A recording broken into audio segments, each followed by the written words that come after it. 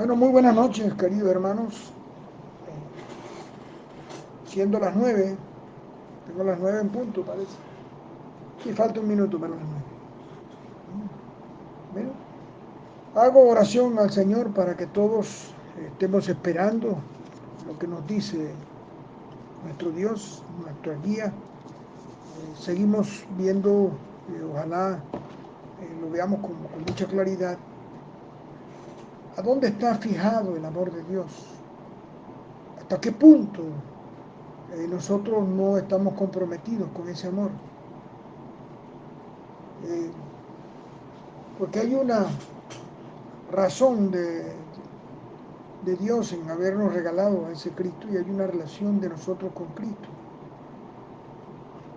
Él es nuestro camino, Él es, y además de nuestro camino, es la verdad. No vienen los tres juntos en un solo paquete, vienen separados, son tres cosas que son. Por eso Él los separa. En Juan 14:6 dice, Jesús dijo que Él es el camino y la verdad y la vida. Y agrega que nadie puede venir al Padre si no es por Él. Esas tres partes aquí que Cristo nos señala, estas tres partes deben estar claras en este tema de Efesios 2. Y esperemos que sea claro, y si no lo tiene claro, pues entonces coméntelo, ¿verdad? Coméntelo, por favor. Los comentarios son necesarios, muy necesarios porque edifican. Entonces, bueno, que Dios los bendiga y que les dé entendimiento y les dé voluntad y fuerza, ¿sí? Que los siga manteniendo en ese amor con el cual ustedes han demostrado en su vida y en su unidad en la Iglesia Bautista de María. En aquel tiempo, el Señor nos enseña en la voz del apóstol Pablo que existía un grupo de la circuncisión y otro de la incircuncisión que eran importantes. Usted tiene tiempo en el día de hoy, puede leerse Romanos 2 del 25 al 29. Estos dos grupos no tenían nada que ver con la apariencia física. No es que unos eran negros y los otros eran indígenas. Tenía que ver con el corazón. Quienes se volvían a Dios por la fe eran la circuncisión. Y los otros, los que le rechazaban a Dios y al Mesías Jesús, pertenecían a la incircuncisión, aunque estuvieran circuncidados físicamente. En el versículo 12 de Efesios 2, Pablo pasó a los problemas verdaderos de los gentiles. Los gentiles en eso estaban separados de Cristo, el Mesías, no tenían una idea de esto. No eran parte de la comunidad de fe a la que Dios se había revelado, ni había revelado su propósito redentor en el Mesías. Los gentiles no conocían absolutamente nada de esto. En el pasado Dios dio a sus profetas avisos de su futuro, pero los gentiles no compartían estos avisos. En segundo lugar, los gentiles habían sido excluidos de la ciudadanía de Israel, porque los gentiles eran considerados extranjeros. La palabra ciudadanía quiere decir lugar y gobierno, pero ser miembro de la comunidad del pacto de Dios no dependía de esto. Ejemplo, los israelitas eran israelitas, vivieran o no en Palestina. O sea, podían estar viviendo en otro sitio. Usted es panameño aunque vive en México o en Checoslovaquia. Existía un pueblo de Dios antes de Cristo, llamado Israel, eso lo sabemos todos, gracias a Dios, que estaba formado por la fe y obediencia y no por la circuncisión física. Los gentiles habían estado ignorantes de lo actuado por Dios con los israelitas. Habían vivido fuera de la actividad redentora. Finalmente, los gentiles estaban sin Dios. Para nosotros un ateo es alguien que no cree en ningún Dios. Sin embargo, los gentiles creían en muchos dioses, pero seguían estando sin Dios, en el sentido de que estaban sin el único, verdadero y viviente Dios. A los gentiles Dios los ha librado de su condición de desesperanza. Miren de dónde nos ha sacado el Señor. Cuando el Señor nos pide que nosotros nos acordemos de cómo éramos, piensen, ¿por qué será? Porque cuando venga el regalo de Dios, entonces debemos aceptarlo con ese gozo, debemos aceptarlo con ese agradecimiento. No lo merecemos. Nosotros podemos ahora celebrar el cambio completo en nuestra existencia. El verso 13 nos llama la atención y dice, pero ahora. Ahora es un contraste, ¿eh? En otro tiempo del verso 12, así comenzamos con el verso 12, ¿cierto? Y la frase siguiente, en Cristo Jesús, que sigue diciendo el versículo 13, también surge un contraste en de sin Cristo, que estaba también en el versículo 12. Esto es para que nosotros vayamos madurando y que pensemos todo lo que Cristo ha tenido que hacer, ¿ah?, para regalarse a nosotros, y nosotros deberíamos aceptarlo con esa grandeza que Él tiene. Veamos el versículo 13 otra vez, que dice, por la misericordia de Dios en favor de los cristianos gentiles. El problema de la separación con Dios, de ser un extraño o extranjero, ahora por estar en Cristo, habían sido traídos cerca del pueblo de Dios. Ya no somos extranjeros, ya no estamos separados de Dios. En Cristo no había ya más extranjeros, sino que eran conciudadanos de los santos. Dice Efesios 2:19. Los gentiles, ahora lo veremos más tarde, los gentiles habían sido hechos cercanos por la sangre de Cristo. El Mesías, el verso 13, había sido resuelta a través de la resurrección del Mesías, a través de la resurrección de Jesús, del Cristo. Cuando se habla de la iglesia, se muestra un grupo, una nueva comunidad creada por Dios a través de Cristo. ¿Entendimos esto? Cuando se habla de la iglesia, se muestra una nueva comunidad, un nuevo grupo, una nueva nación creada por Dios a través de Cristo.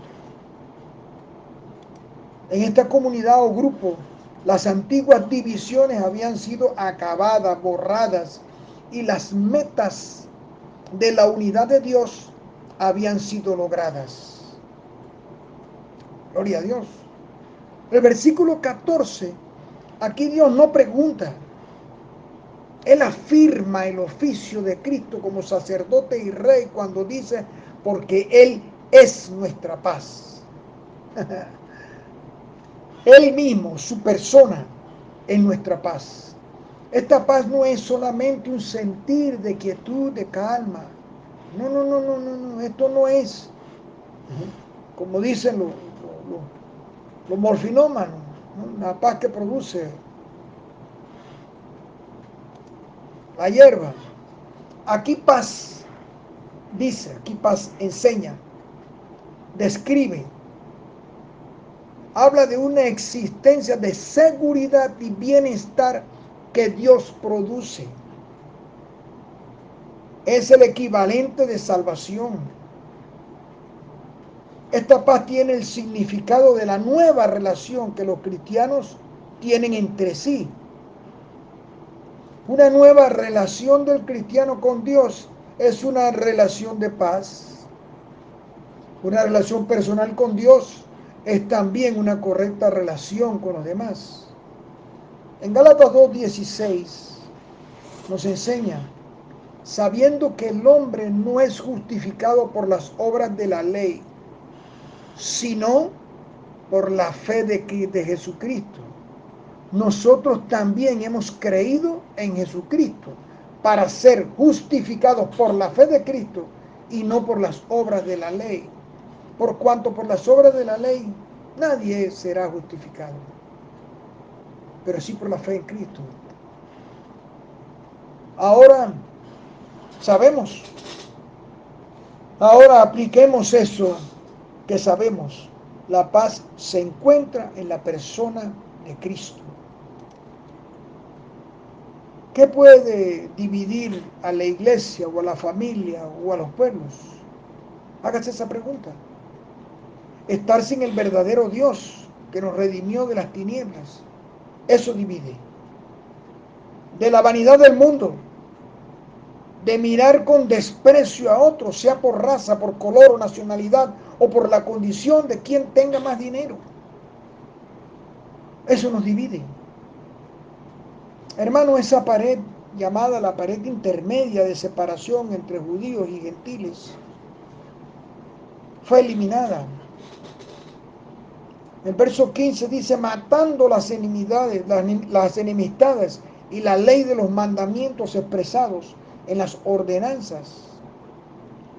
Estamos llenos de paredes puestas por los hombres, escuelas que los pobres no pueden pagar, las enseñanzas que algunas escuelas dan y que no todos podemos recibir, las barriadas, las costumbres, los rituales, los latinos y los gringos, los japoneses o franceses o ingleses.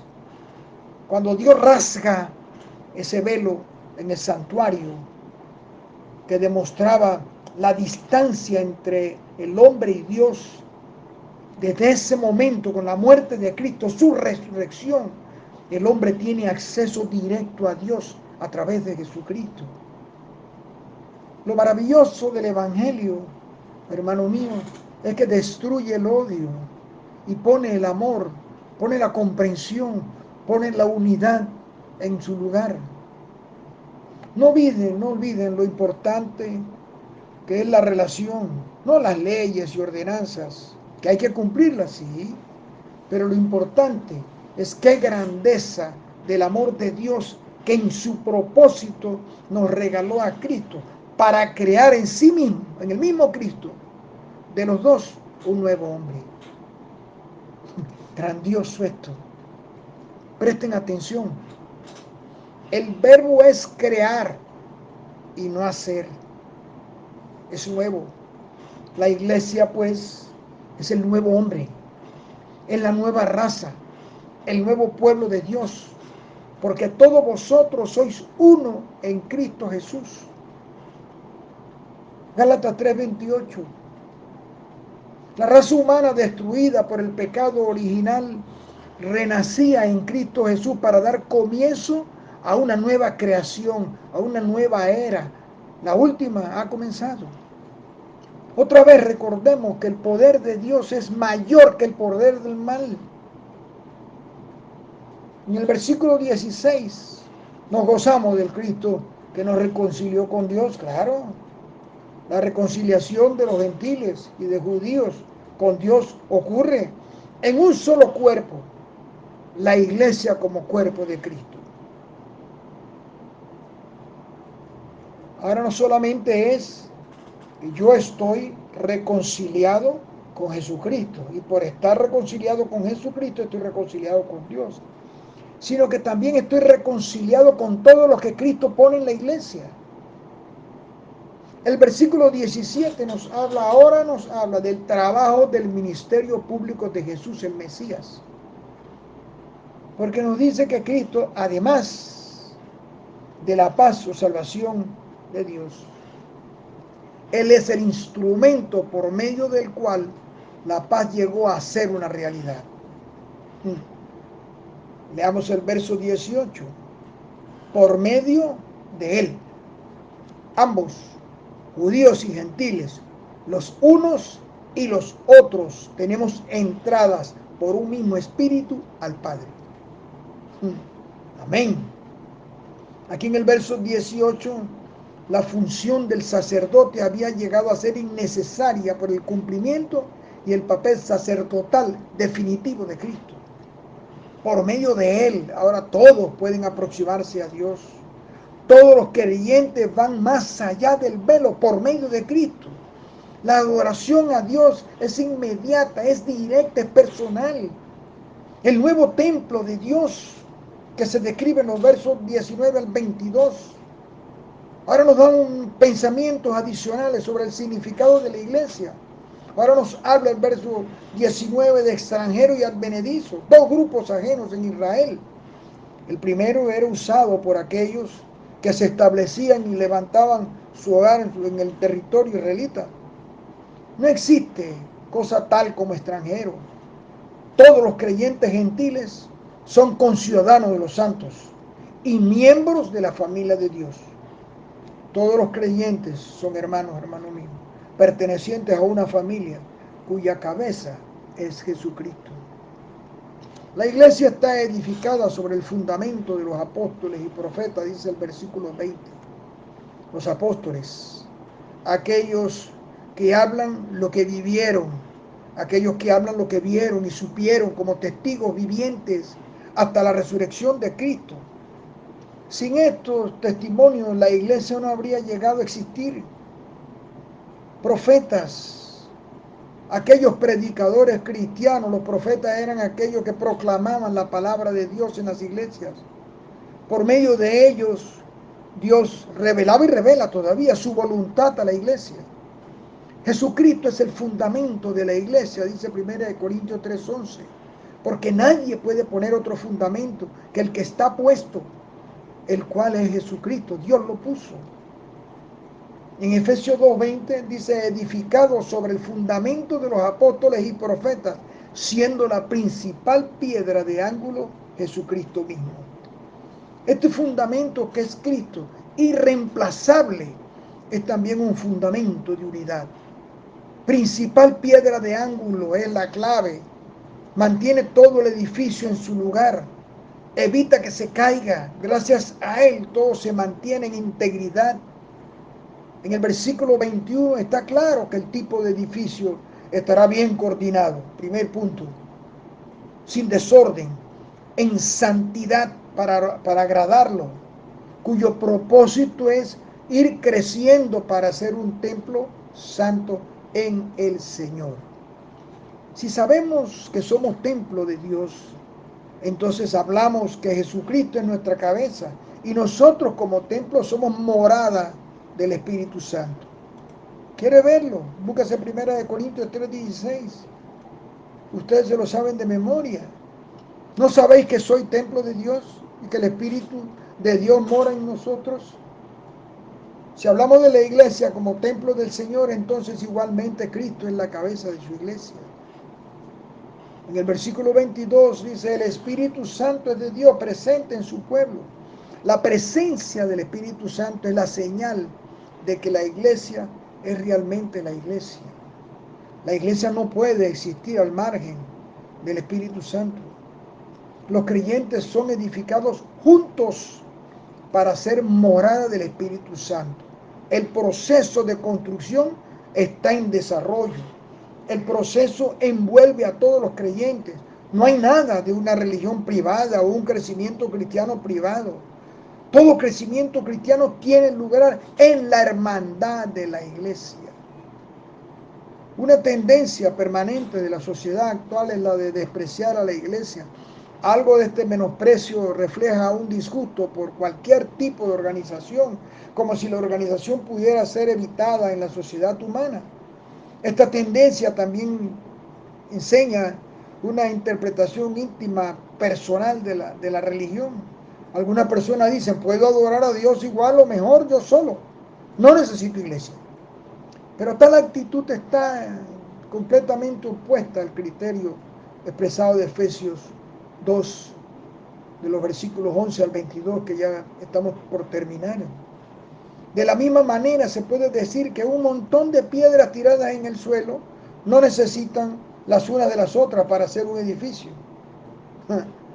El propósito final de Dios no es el de crear piedras individuales, sino el de poner juntas las piedras para formar un templo viviente y eterno, para hacer de cada piedra de esa un órgano para formar un cuerpo, en donde Él es la cabeza. Dios está interesado en reunir a su pueblo para formar una humanidad nueva. Es una nueva raza, se le llama la raza de los creyentes, de los cristianos. Pero esta elección no es de la iglesia, es la obra de Dios. Gracias, hermanos míos. en este tiempo y en este momento.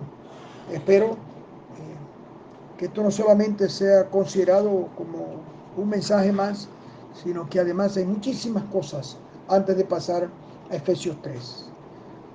Que Cristo los ayude y los mantenga, los cuide y que los proteja. En su nombre y por él mismo. Oro, amén, Señor.